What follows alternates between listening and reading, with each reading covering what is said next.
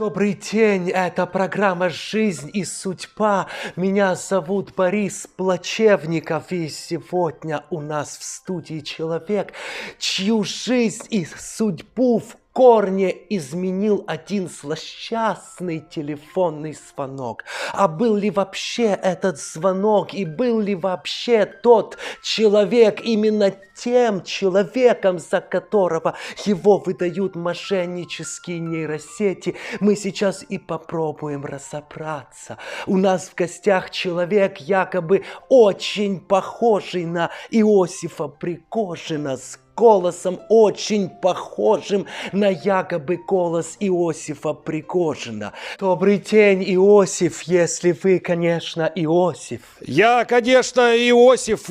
Здравствуйте, конечно. Вы знаете, очень похоже, что это действительно вы.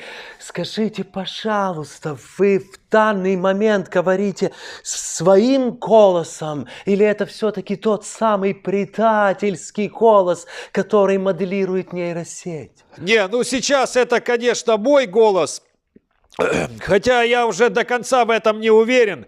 А ну подождите. Лера, вытри сопли и бегом на сцену. Нет, все-таки это мой голос. И я вот своим голосом хочу рассказать про тот не мой голос, к которому я не имею никакого отношения, которым меня пытались дискредитировать. Конечно, расскажите, кому, на ваш взгляд, это было так выгодно? Я думаю, что, скорее всего, это дело губ украинских нейроспецслужб. Уже доказано, что 30-минутный текст этого фейкового разговора придумывал лично Буданов.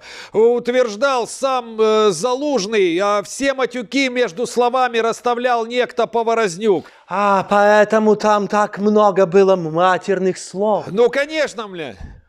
Вы знаете, эта версия, она звучит очень правдоподобно. Да-да, я то же самое сказал жене, когда она ее придумала. Скажите, в этой фейковой аудиозаписи кто-то вашим голосом обозвал нашего дорогого и всеми любимого Владимира Владимировича обезумевшим карликом. Это ведь тоже были не вы. Боже упаси, как бы я посмел такого большого человека, даже если он обезумел, назвать маленьким человеком. Вы знаете, я вам верю. А вот как вы думаете, в той телефонной беседе, где вы, разумеется, это не вы, ваш собеседник Фархад был настоящий или это тоже нейросеть? Конечно же, нейросеть.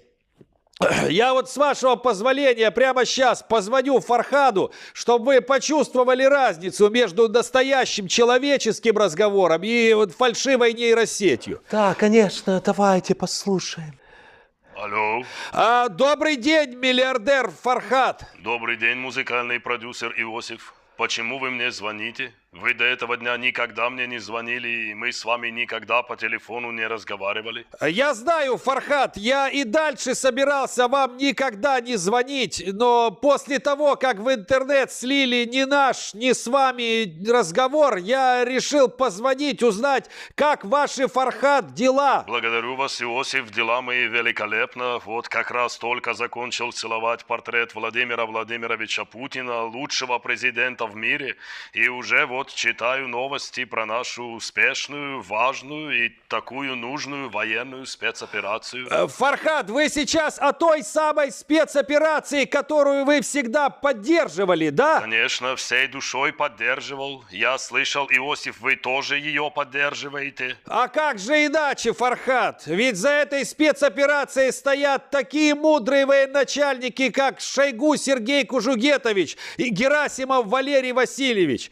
Ну а то, что управляет ею лично наш президент Владимир Владимирович, я вообще считаю это большое счастье. Полностью согласен с вами, продюсер Иосиф. Ну что ж, всего хорошего. Приятно было с вами пообщаться первый раз в жизни по телефону. Подождите, добрый день, Фархад. Я хотел бы задать вам один вопрос. Йося, блин, я не понял, нас что, опять кто-то прослушивает? Нет, Фархад, все нормально. Тут просто рядом со мной мной сидит Борис. Какой Борис? Брат Аркадия? Ушлепок этот?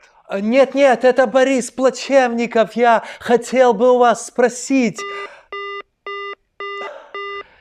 Вы знаете, мне показалось, что в конце разговора это был уже не Фархад, а нейросеть. Вы тоже это заметили, да? Да, я почувствовал это.